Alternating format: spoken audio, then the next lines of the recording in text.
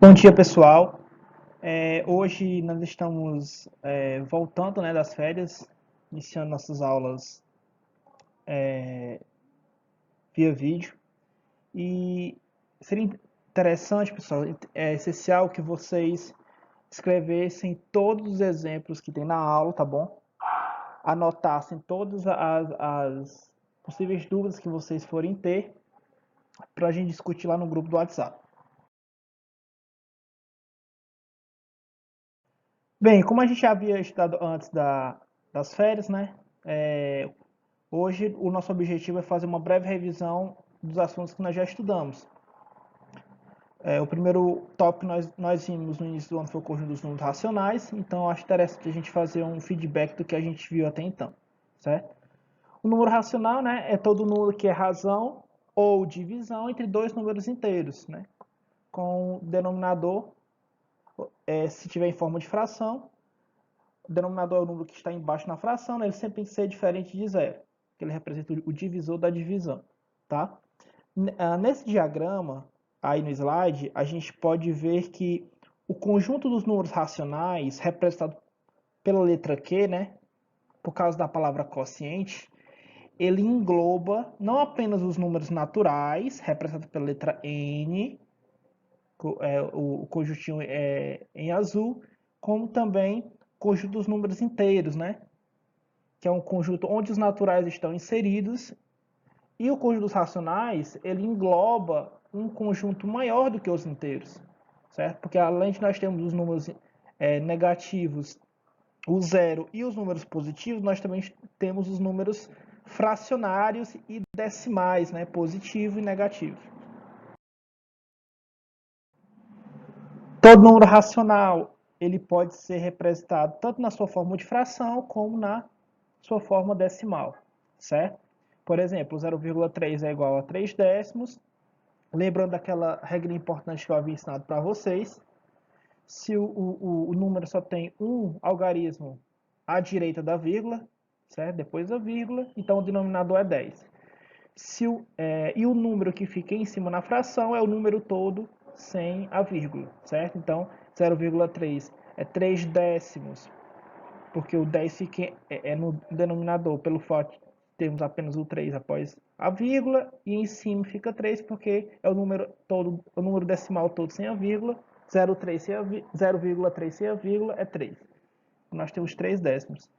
Quando o denominador for 100, é porque o número decimal, certo? Ele tem dois algarismos à direita da vírgula. Por exemplo, segundo o exemplo aí, 0,25 é 25 centésimos, certo? Porque como tem dois algarismos à direita da vírgula, a gente coloca o denominador 100 e o número que fica no numerador, em cima na fração, é o número todo sem a vírgula, né? 0,25 é 20, apenas 25.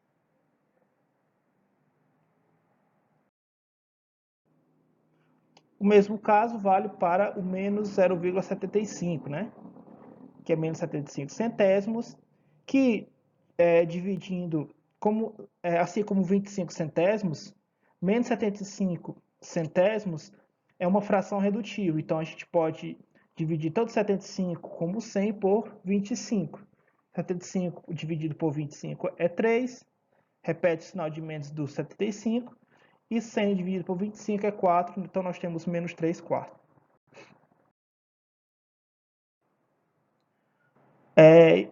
Relembrando as operações básicas envolvendo números racionais, lembrando, né, eu coloquei aí números decimais porque todo número decimal também é um número racional, certo?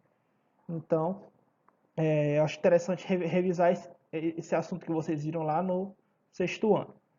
Um fato importante sobre a adição e subtração de números decimais é que quando vocês forem fazer as continhas no caderno, é fundamental que vocês coloquem a vírgula, a vírgula da primeira parcela embaixo da vírgula da segunda parcela na conta de mais, certo? Assim como na conta de subtração, a vírgula diminuindo, o número maior que fica em cima na subtração, com a vírgula também na mesma posição do minuendo, né, o número que fica embaixo subtraindo, para que vocês consigam efetuar as operações, né, tanto de adição e subtração, na ordem correta, tá?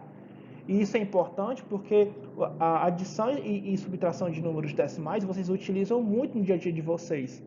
Quando vocês vão efetuar uma compra no mercantil, no mercadinho, tá? E é interessante que vocês saibam efetuar esse tipo de operação.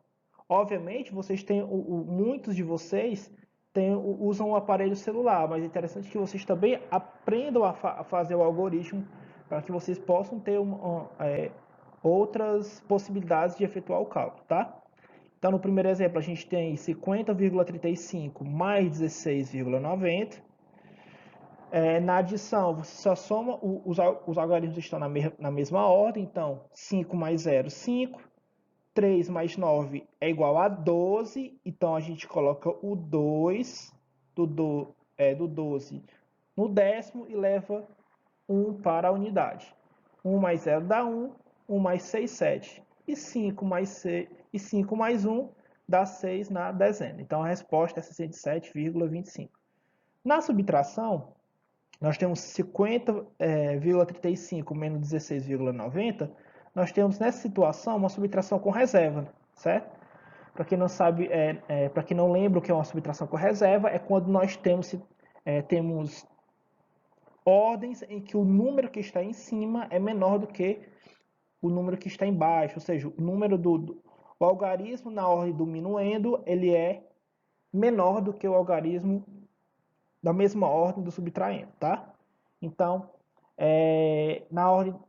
nesse exemplo, na ordem dos centésimos, isso não ocorre, porque 0 para chegar em 5 é 5, mas isso acontece na ordem dos décimos, então eu não posso tirar 9 de 3. Então, o que é que nós deveríamos fazer? Teoricamente, nós deveríamos vir na unidade e pedir uma unidade emprestada, certo? Para transformar em 10 décimos.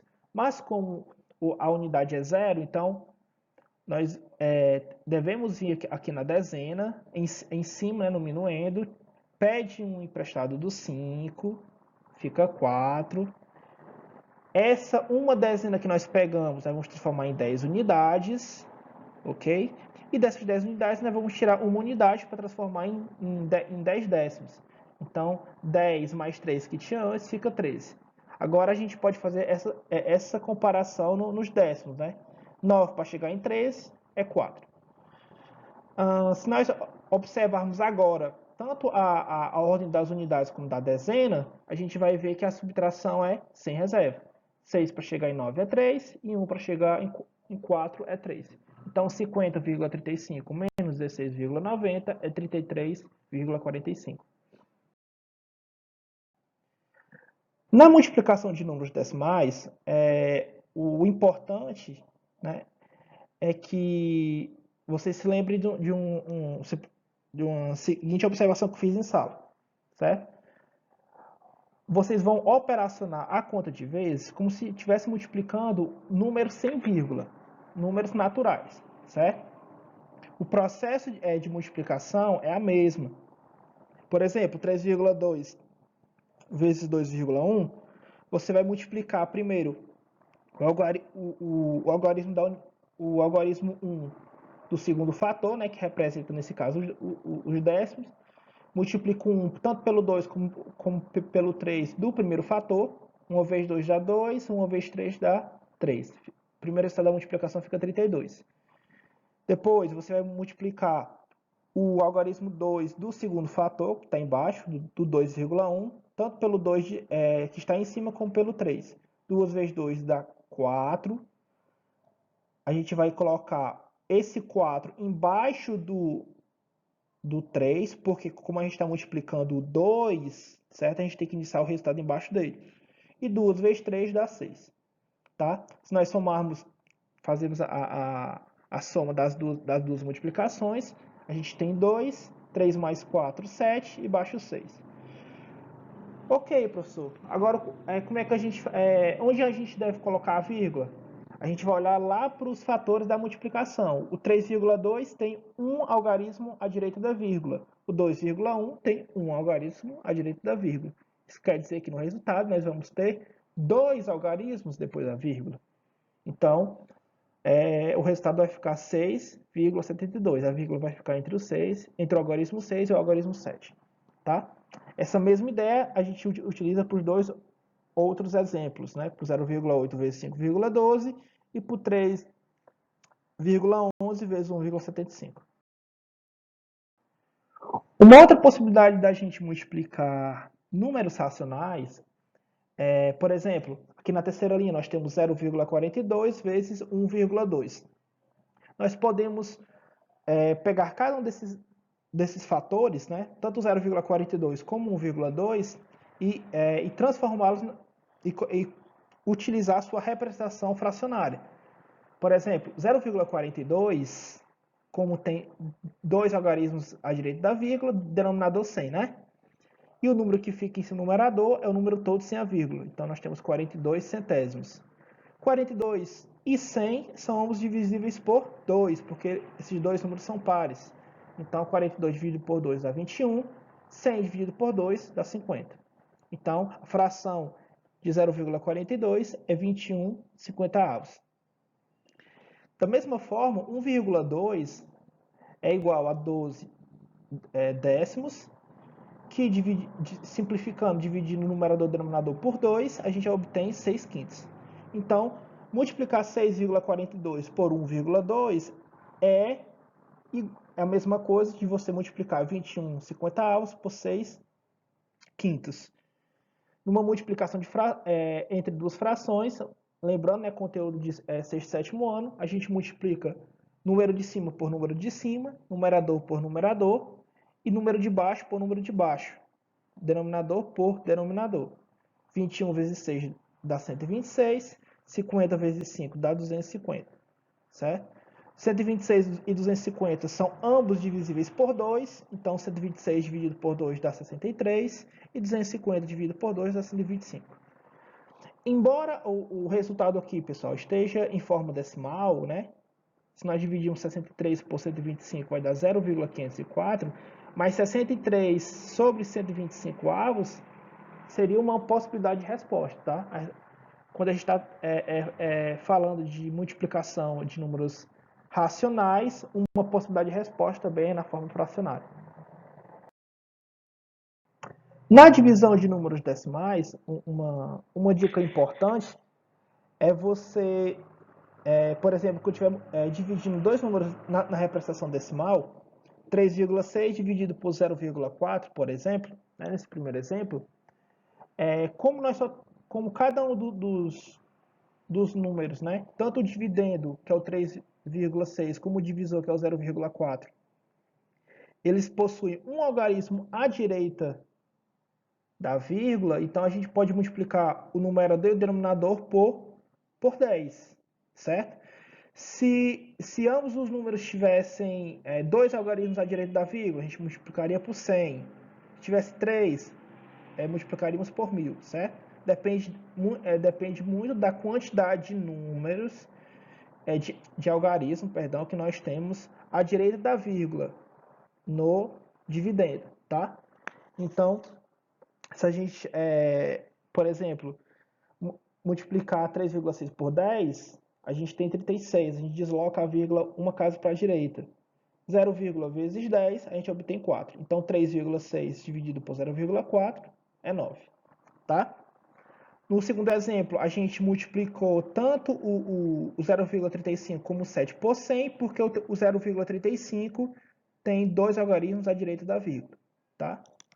E no terceiro exemplo, que é 0,57 dividido por 1,234, a gente multiplicou tanto o 0,57 como o 1,234 por 1000.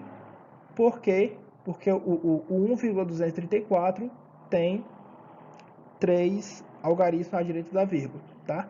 Aí vocês devem perguntar, professor, mas o 0,57 só tem 2 algarismos à direita da vírgula. Ok, mas a gente pode lembrar que 0,57 é o mesmo valor numérico de 0,570, certo? Então, a gente pode multiplicar tanto o dividendo como o divisor nessa situação por 1000. Bem, pessoal, um exemplo prático que eu achei interessante é essa questão que traz esse gráfico sobre a distribuição de água e de superfície de acordo com a população em cada região do nosso país, tá? Vocês vão se deparar em muitas situações com esse tipo de questão, certo? Questões que trabalham o assunto matemático que vocês estão estudando numa situação prática, tá? Na parte de interpretação de dados. Então, por exemplo, esses 4 itens são 4 questões que estão inferindo, perguntando informações relativas às informações do gráfico, tá? Primeiro, que tipo de gráfico é este? Esse tipo de gráfico é um gráfico de barras, certo? O gráfico de barras, ele indica a quantidade de uma determinada informação através de uma barra que pode ser ou vertical, como é nesse exemplo, ou ela também pode ser horizontal, ok? Item B, indique a região brasileira. Primeiro pontinho, com maior superfície, tá? Então, nesse caso, a gente vai identificar qual é a região do Brasil que tem a maior barrinha de cor amarela, certo? Nesse caso, a gente vê que é a região norte, possui a maior superfície.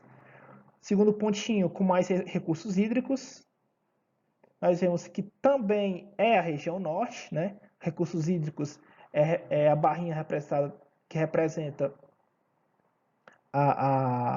representada pela cor azul, então também a região norte.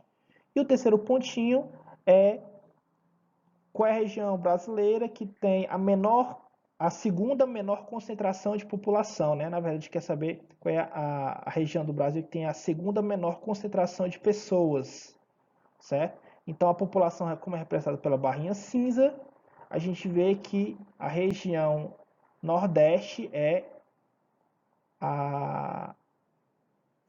na verdade, a gente quer saber a segunda menor concentração de população, né? Então, qual é a segunda menor com maior densidade populacional? A gente vê que, nesse caso, é a região norte, né? Certo? Porque a menor é a região centro-oeste com 6,41. Norte tem 6,98, então é a segunda menor com concentração de população. Item C. Que região tem a menor taxa percentual de recursos hídricos no nosso país? Então, qual é a região que tem menor taxa percentual de água? Nós vemos que é a região onde nós estamos inseridos, né? A região Nordeste, que tem a menor barrinha de cor azul aí, certo? De acordo com a porcentagem de distribuição de água.